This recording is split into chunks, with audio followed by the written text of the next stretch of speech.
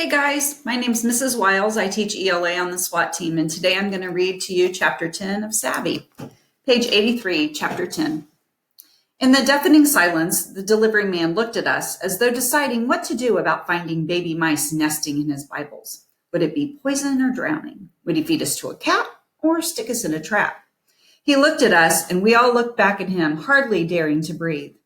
The man had removed his wilted carnation and loosened his pink necktie.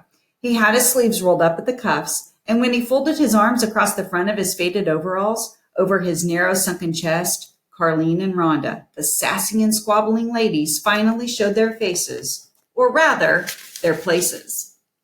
Carlene was tattooed in fancy letters on the man's right arm above a black rose with thorns like nails. Rhonda was tattooed on the man's left arm beneath a red heart with the word Mom inscribed inside it. As I watched, the letters of each name eddied and jibed. My stomach turned over as the lines began redrawing themselves into the likeness of women's faces. Their argument started up again. "You're his mother, Rhonda. What did you do to make Lester grow up so soft?" The man's got no fight. "Don't blame me. Lester takes off after his useless fool of a father, the weak man. But maybe, Carlene, if you didn't insist that my boy give you every nickel and dime he makes from delivering those Bibles for your cousin, Lester would have a chance at getting ahead for once in his life, instead of suffering to support your lifestyle." I watched the two women, animated with the lines of their own names like comic strips in the Sunday funnies, come to life, and I felt my head go filmy and fuzzy again. I took a step back, weak-kneed and shaken, trying to remind myself that this was not my savvy. This was just my mind playing tricky tricks on me. I still had to get to Papa and wake him up because that was what was supposed to happen. I wanted to sit down on the cot before my jelly legs gave out, but Bobby was still stationed there and Will Jr. was standing in the way. Then Samson was in the corner of my eye like a ghost, his tender touch brushing my back. I no longer felt like I would fall, and I could blink my eyes against the yammering women and begin to scumble their voices to a slightly lower volume by relaxing and taking some deep breaths. "What are you kids doing back here?" the delivery man said, his voice galled and glum, yet surprisingly tuneful, like a country western singer yodeling from atop a cactus. None of us said anything, not knowing what to say or who should say it. "Now, don't make me repeat myself," the man said, still musical but jittery, as though talking to kids gave him the jim jams.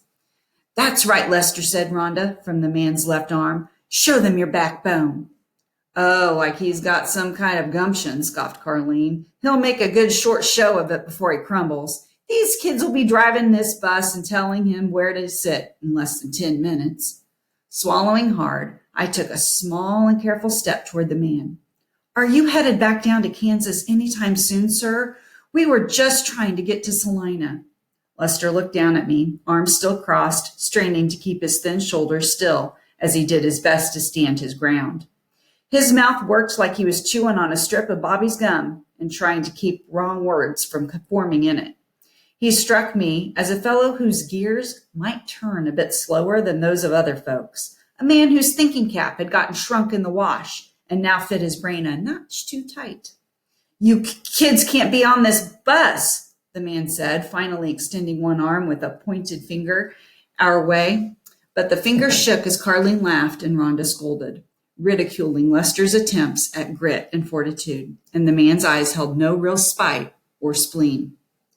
"Please, sir," I took another step forward. "We're just trying to get to Salina. We'll keep out of trouble and out of the way. Surely it couldn't hurt for us to hitch a ride with you. You've got plenty of space. You're going back there, aren't you? The sign on your bus says I could get into a mighty big heap of trouble having kids on my bus," Lester stammered, taking one step back and tucking his pointing finger back under his dampening armpit as though he couldn't trust it.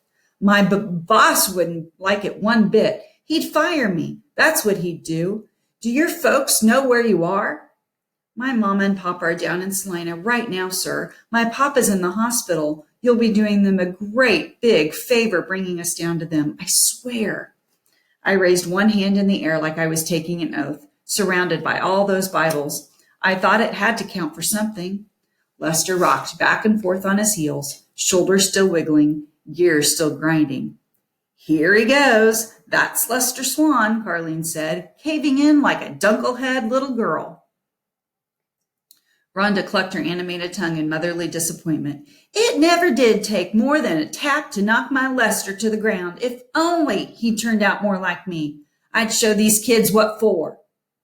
Lowering my hand, I took another step forward.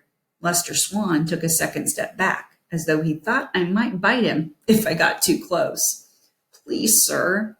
Lester ran his right hand through his thin hair, scratching at the bald head underneath and making the bit of tuft he had left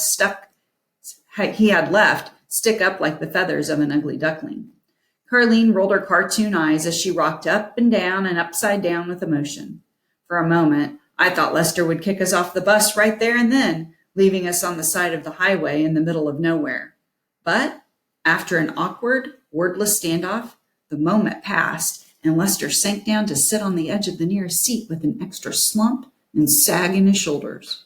"So where are y'all from?" he asked with the sorry voice of a man who just lost the last of his pluck and knew it.